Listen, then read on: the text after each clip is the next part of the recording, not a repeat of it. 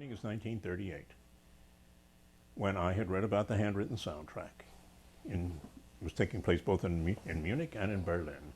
Feniger and Fischinger, these two men who were working on handwritten soundtracks. I had even heard, I'm not sure I had heard at that time, but soon thereafter I heard one of these tracks. Honegger was hired to do one of these handwritten soundtracks, and it was a cartoon. It was the Dance of Spring or something. The Museum of Modern Art still has it in the archives, but they won't show it. They haven't been able to make a good duplicate, and well, that's not important. In any case, that's where it all began. So when I was hired at Princeton in 1938, by 1939, the Sarnoff labs were functioning right across the road. And I went to this very famous man. He wasn't famous at the time. He became famous later, Mr. Olson, Harry Olson, who was an engineer, and told him about this. And he was interested. He felt they could do anything. So we began working towards the notion of using the handwritten soundtrack.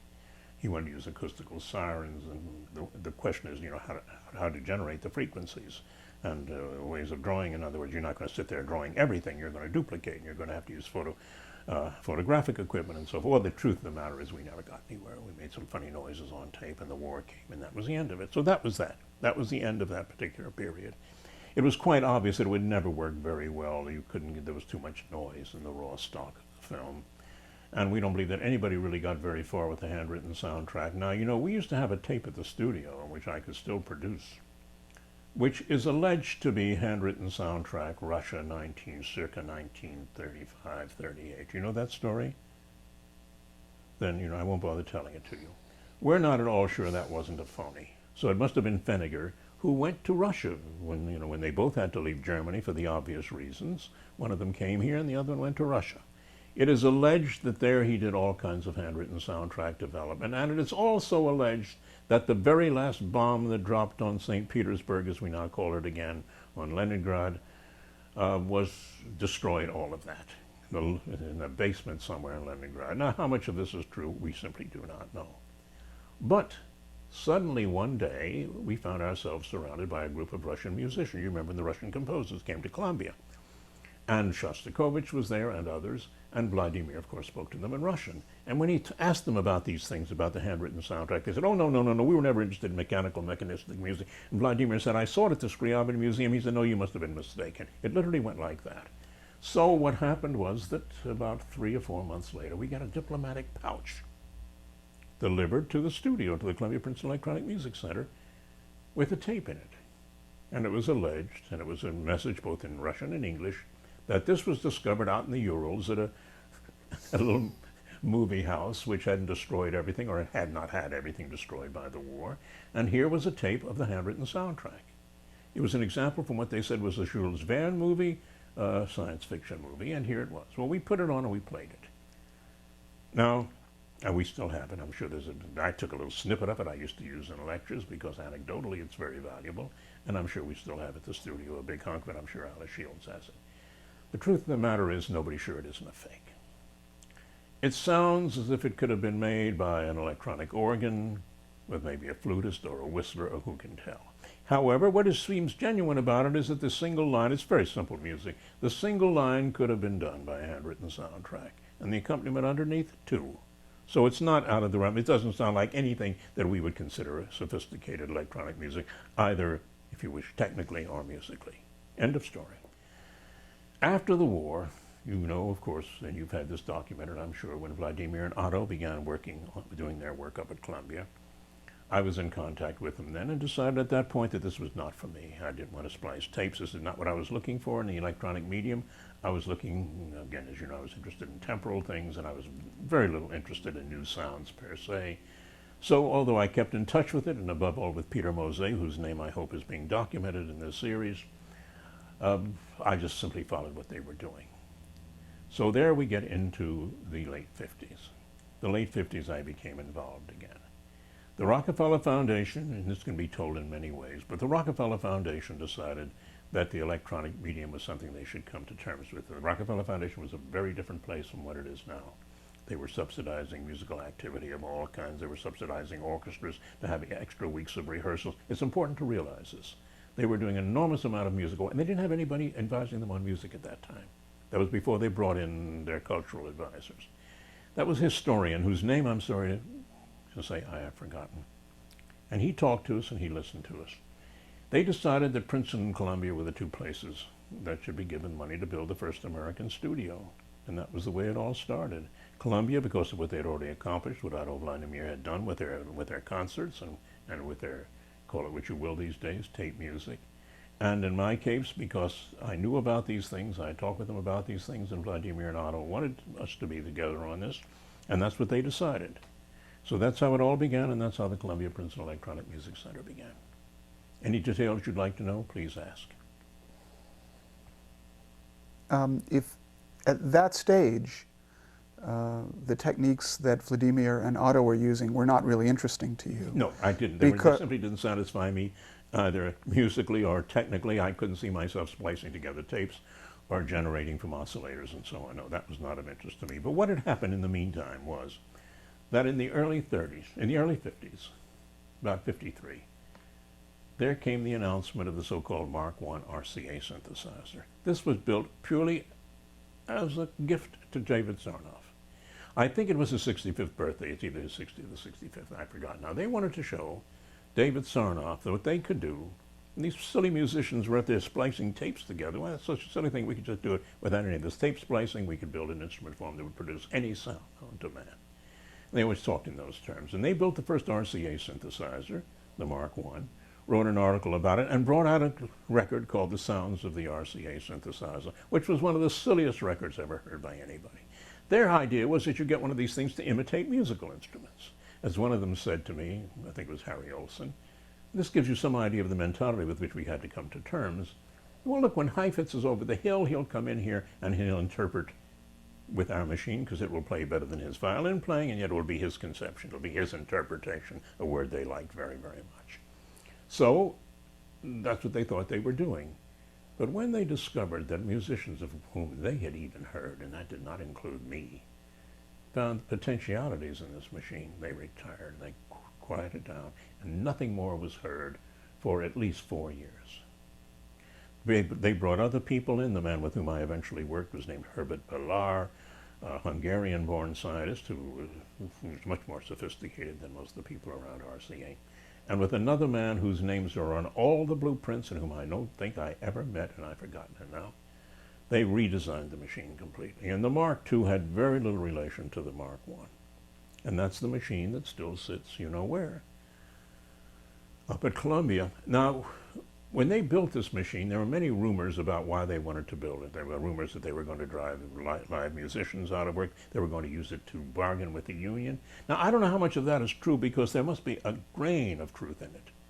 Because we heard tapes that nobody else in the world has ever heard.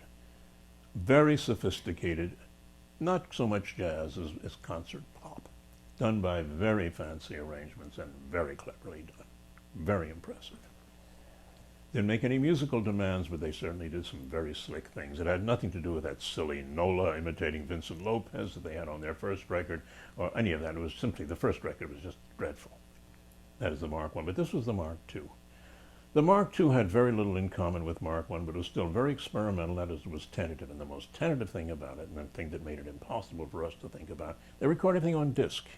They had multiple disc tracks in parallel. You recorded on disc 1. Of course, you couldn't erase, you couldn't change, you couldn't do anything. And if you made a mistake on disc 6 when you went to it, you had to go back and start all over again with disc 1. It was preposterous. It was expensive. And their excuse for it was, well, disc quality is still much better than tape quality. Well, of course it was. Still would be with their kind of disc.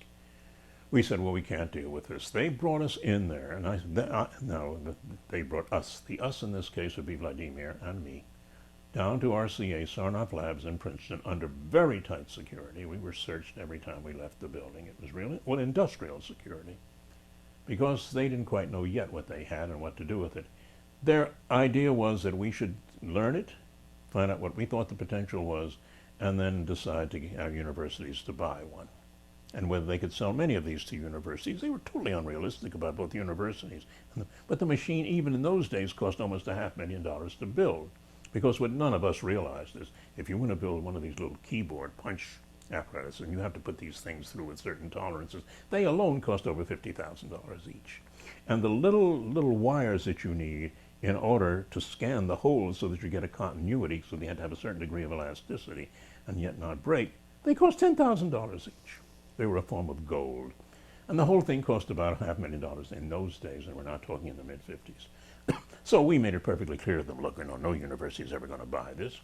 They said, okay, well, you go ahead and keep working. Vladimir decided it wasn't for him, just as tape was not for me. He couldn't see himself sitting there and punching in binary code and working. He likes, Vladimir liked to work with his hands and put these things together.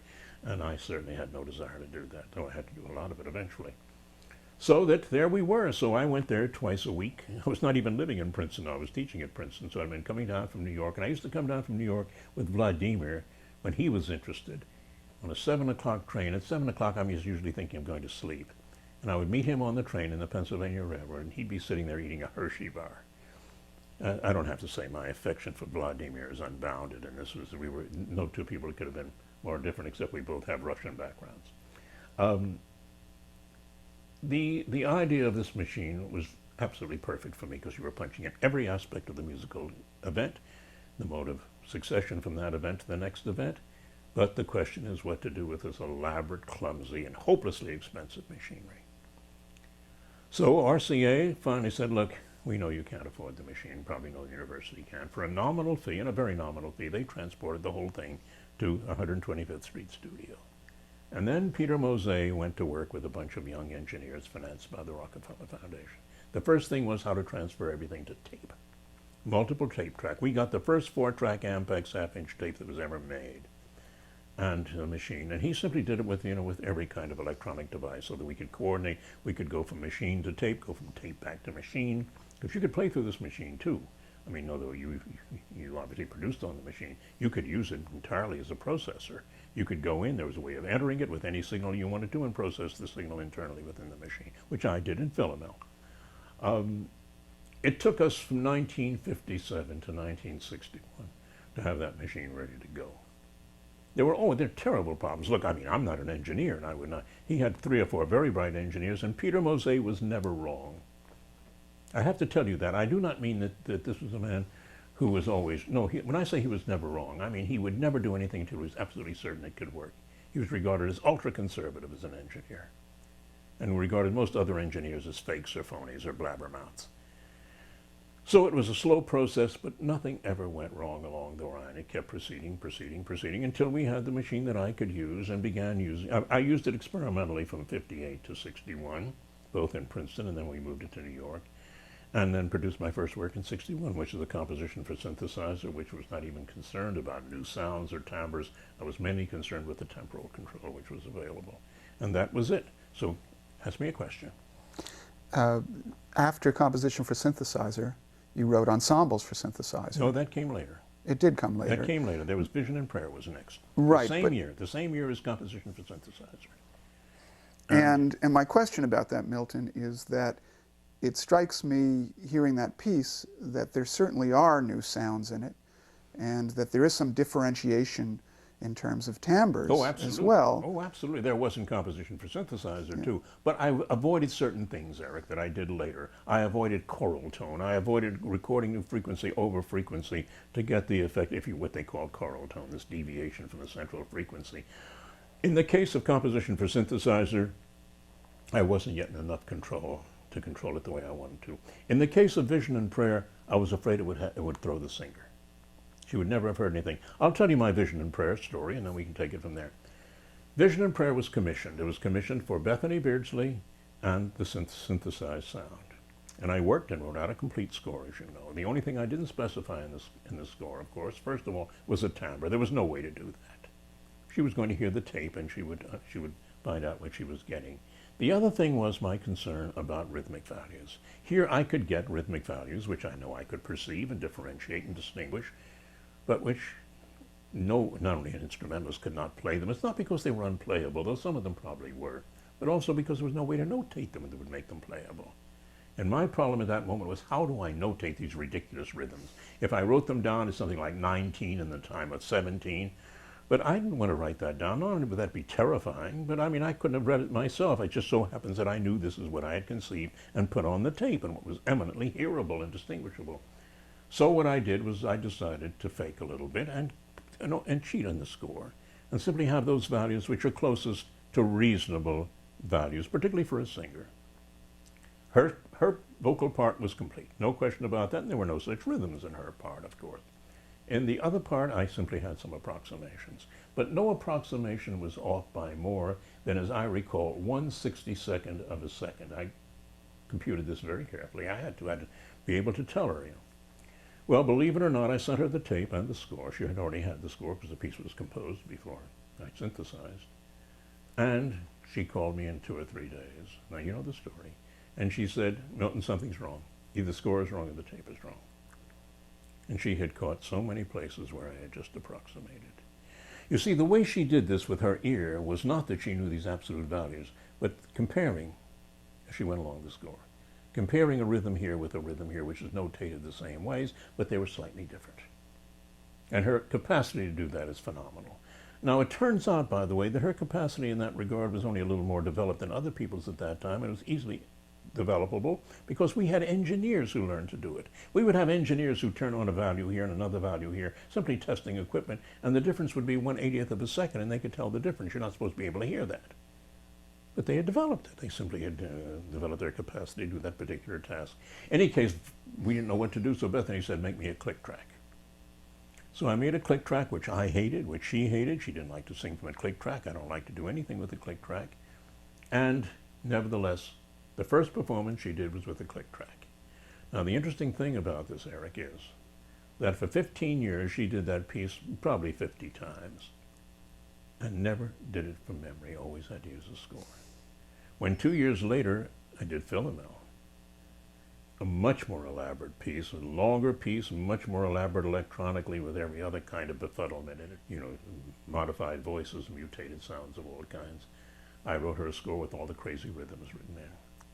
She memorized it for the first performance because there was a correspondence between the tape and the score.